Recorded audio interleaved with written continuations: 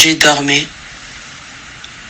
Et pendant que j'ai dormi, je me voyais dans le rêve, je voyais la guerre, je voyais des bombardements et je sentais des bombardements. C'était partout dans le monde, bien-aimé. Il y avait des bombardements partout, monde entier. Monde entier, bien-aimé, c'était monde entier dans toutes les nations du monde.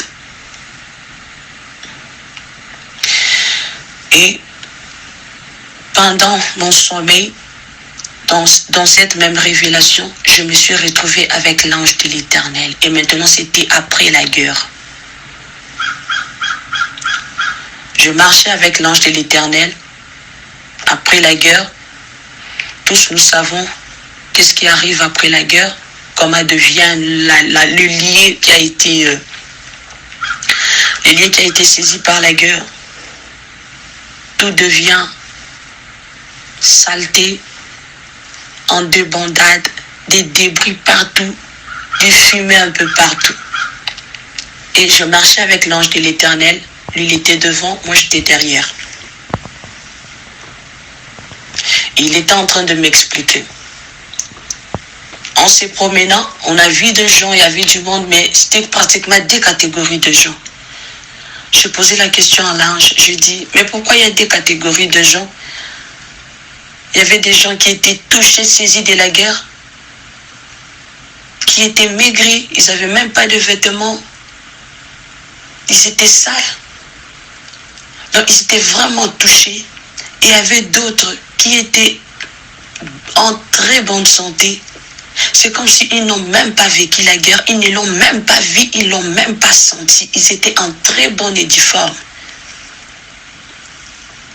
Ils étaient en bonne et due forme, ils étaient parfaits. Et l'ange de l'Éternel me dit, tu vois ceux qui sont parfaits, ceux qui sont en bonne santé, ce sont les enfants de Dieu. Dieu a épargné ses enfants pendant cet événement. Ce qui veut dire que l'Éternel épargnera ses enfants aussi.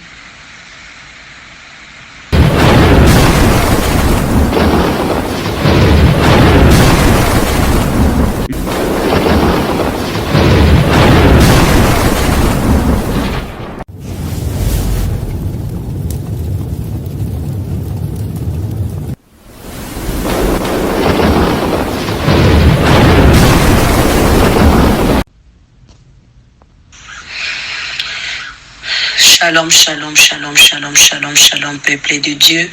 Shalom, shalom, shalom, shalom, shalom, shalom. Shalom, peuple de Dieu, shalom, enfant de Dieu. Moi, c'est la sœur Audrey en Amérique du Nord. J'avais reçu une révélation de la part de l'Éternel des armées, notre Créateur. Cet message concernait les dirigeants politiques, religieux et la population tout entière. Mais avant de livrer le message, nous allons demander l'assistance du Saint-Esprit. Éternel des armées, le Dieu d'Abraham, d'Isaac et de Jacob, le Seigneur du Seigneur, le Roi du Roi, c'est toi, ô Yahweh. Merci pour la force, merci pour l'assistance, merci pour la santé. Père éternel, laisse que ton Esprit Saint prenne le contrôle de ce temps. Laisse que ton Esprit m'utilise, car je ne suis qu'un simple instrument dont tu as choisi d'utiliser en ce moment. Laisse que ton Esprit me guide, ô Yahweh, je me laisse faire par ton Esprit, car moi je ne connais rien, mais ton Esprit Saint connaît mieux que moi. Tout ce qui est de la chair, que cela se taise en moi et que ton Esprit prenne le dessus au nom de Jésus-Christ. Je paralyse tout ce qui peut venir me perturber pendant que je passe le message, Yahweh. Tout ce dont le monde des ténèbres, le monde des ténèbres pourrait libérer. Pour me déconcentrer, me déconnecter, Yahweh, je le rends nul sans effet au nom de Jésus-Christ. Que ta main puissante, ô Yahweh, soit sur moi.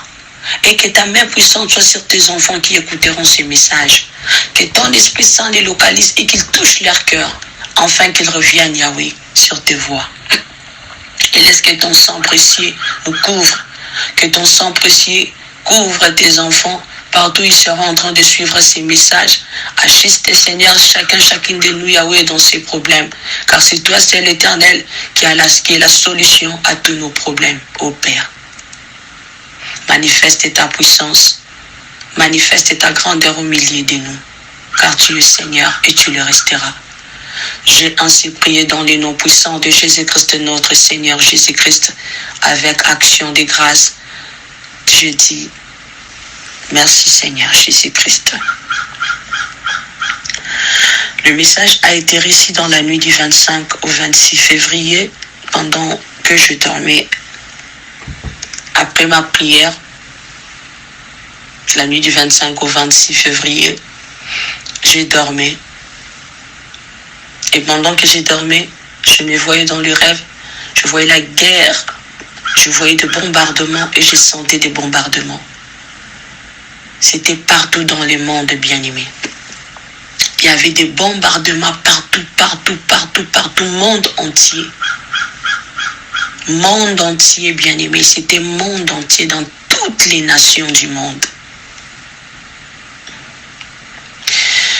Et pendant mon sommeil, dans cette même révélation, je me suis retrouvée avec l'ange de l'Éternel. Et maintenant, c'était après la guerre. Je marchais avec l'ange de l'Éternel. Après la guerre, tous nous savons qu'est-ce qui arrive après la guerre, comment devient le lien qui a été saisi par la guerre. Tout devient saleté, en débandade, des débris partout, des fumées un peu partout. Et je marchais avec l'ange de l'Éternel. Lui, il était devant, moi j'étais derrière. Et il était en train de m'expliquer. En se promenant, on a vu des gens, il y avait du monde, mais c'était pratiquement des catégories de gens. Je posais la question à l'ange, je dis, mais pourquoi il y a des catégories de gens? Il y avait des gens qui étaient touchés, saisis de la guerre, qui étaient maigris, ils n'avaient même pas de vêtements, ils étaient sales. Donc ils étaient vraiment touchés. Et il y avait d'autres qui étaient en très bonne santé. C'est comme s'ils n'ont même pas vécu la guerre, ils ne l'ont même pas vu, ils ne l'ont même pas senti. Ils étaient en très bonne et due forme. Ils étaient en bonne et due forme, ils étaient parfaits. Et l'ange de l'Éternel me dit, tu vois ceux qui sont parfaits, ceux qui sont en bonne santé, ce sont les enfants de Dieu. Dieu a épargné ses enfants pendant cet événement. Ce qui veut dire que l'Éternel épargnera ses enfants aussi dans l'événement qui se prépare. Il épargnera ses enfants, les enfants qui mènent leur vie dans la sanctification, les enfants qui craignent l'Éternel, qui ont le temps pour l'Éternel, qui n'ont pas le cœur endurci, qui écoutent sa voix et qui suivent ses préceptes. Et on continue à marcher avec l'ange. Après, il me dit, ils ont le cœur endurci, ils se sont détournés de l'Éternel. Ils n'entendent plus les préceptes de l'Éternel. Le monde entier ont détourné le dos à Dieu. Ils suivent les penchants de leur cœur. Ils n'écoutent plus la voix de l'Éternel. Et pour ça, j'aimerais qu'on lise le verset qu'il m'a donné qui vont de pair avec la révélation. J'aimerais qu'on lise dans Jérémie 32-33. Il est écrit dans la parole de l'Éternel, ils m'ont tourné les dos et ils ne m'ont pas regardé. On les a enseignés. On les a enseignés dès le matin, mais ils n'ont pas écouté pour recevoir instruction. Bien-aimés, revoyons notre marche à l'Éternel.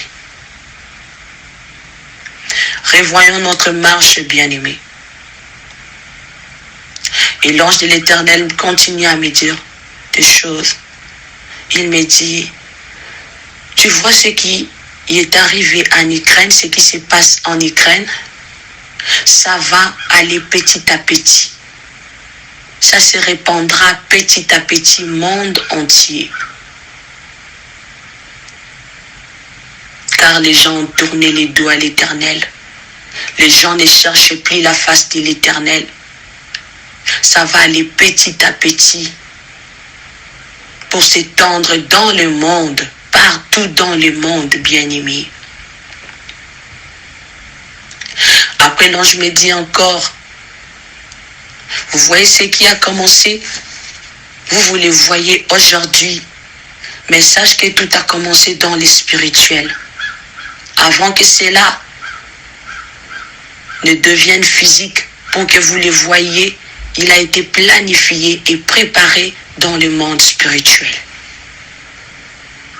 Tout a été préparé dans le monde spirituel déjà. Pour ce, l'Éternel nous appelle à la repentance.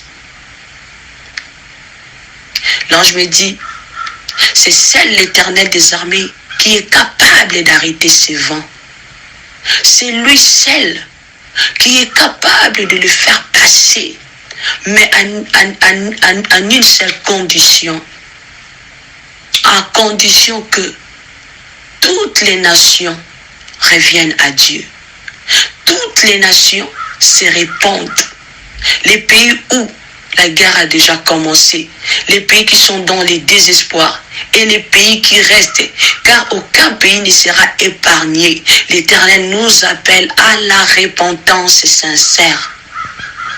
Il nous appelle à la repentance. Revenons à l'Éternel, bien-aimé, revenons à l'Éternel. L'air est grave.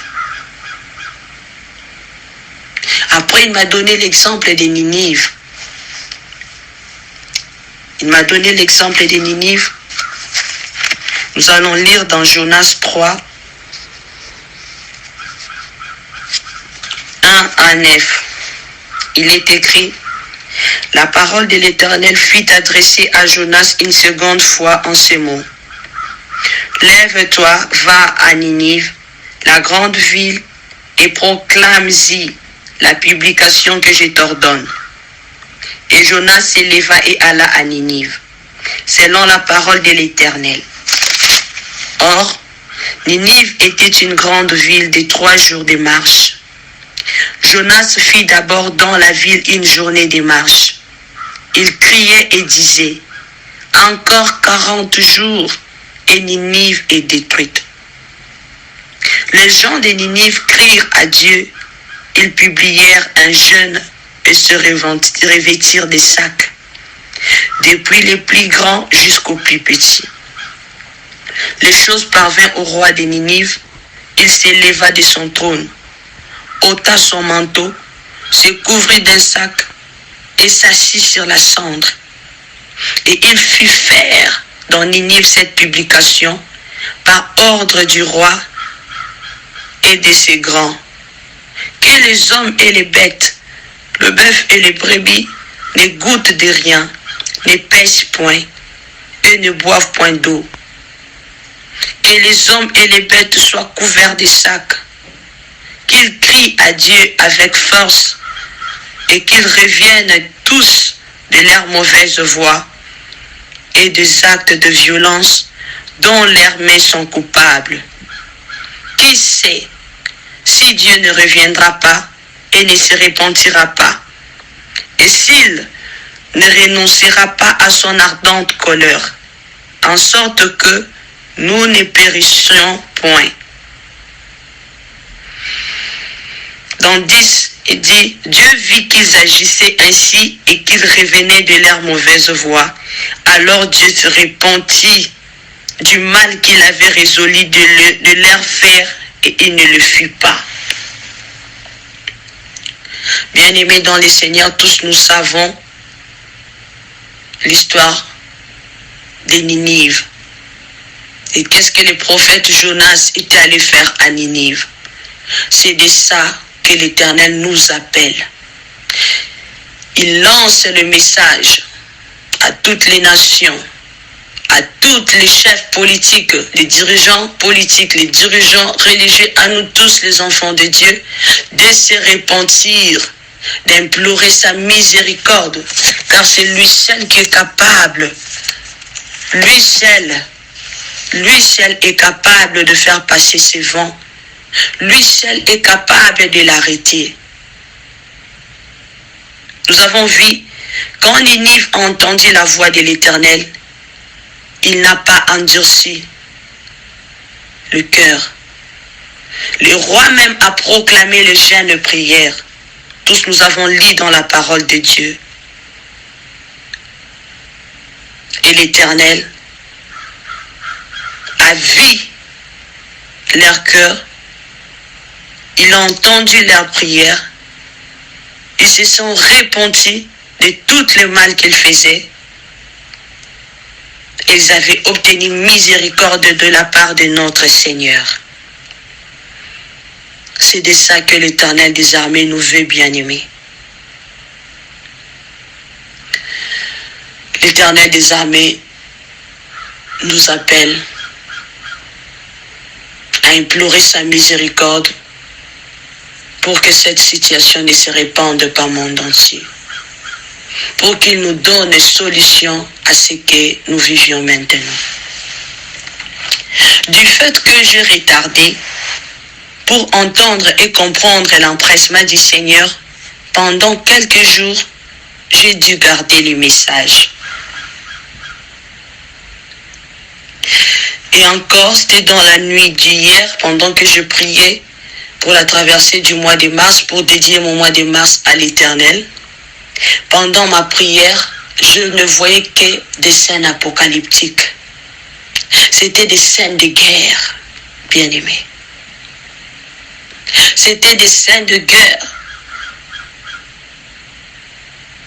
Et par là, j'ai vite compris que le Seigneur voulait que je fasse passer le message. Le Seigneur voulait que je le dise le plus vite que possible. Bien-aimés, prenons cette révélation, prenons-les au sérieux. Et dans cette même révélation, on continue la marche avec l'ange. Il me disait de désirer toujours le Saint-Esprit de Dieu. Il me disait, désirez le Saint-Esprit, car c'est lui seul qui est la solution à vos problèmes. C'est lui seul qui détient la clé de toutes choses. Le Saint-Esprit de Dieu bien-aimé est le GPS de nos vies.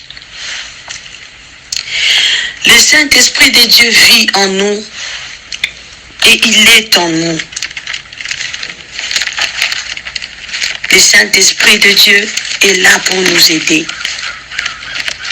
Mais souvent, bien-aimé, toi et moi, nous l'attristons. Nous l'attristons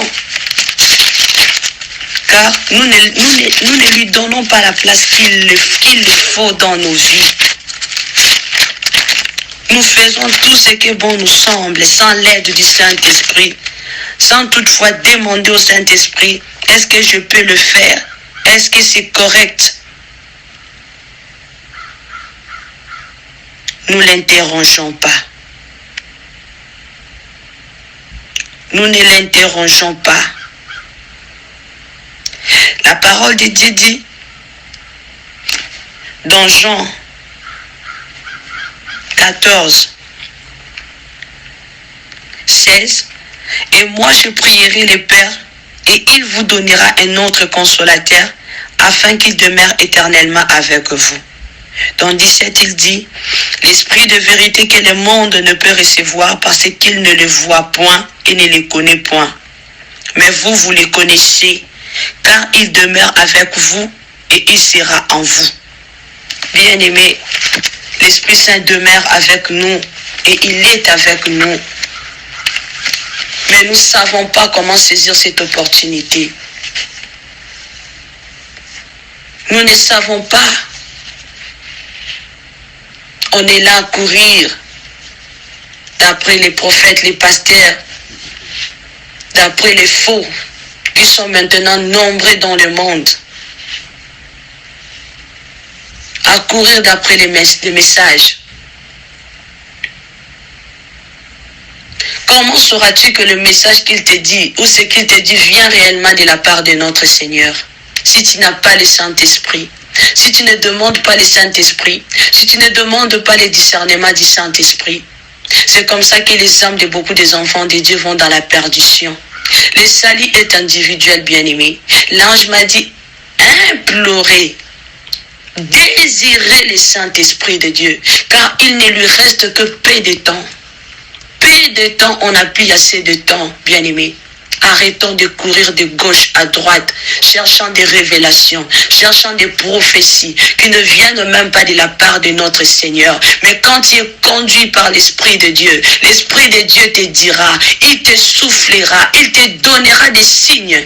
Je suis la preuve, je suis le témoignage. Maintenant, je suis le fruit du Saint-Esprit de Dieu.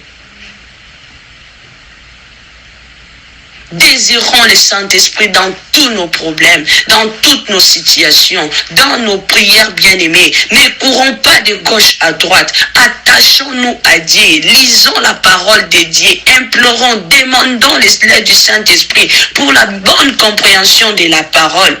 Il nous assistera, car la parole de Dieu dit qu'il nous amènera dans la vérité tout entière. C'est lui seul qui détient la vérité de tout ce qu'on cherche. C'est pas un homme, c'est pas une femme, c'est pas un prophète, c'est pas un pasteur, c'est pas n'importe qui, mais c'est lui seul, le Saint-Esprit de Dieu. C'est lui qui détient tout, bien-aimé.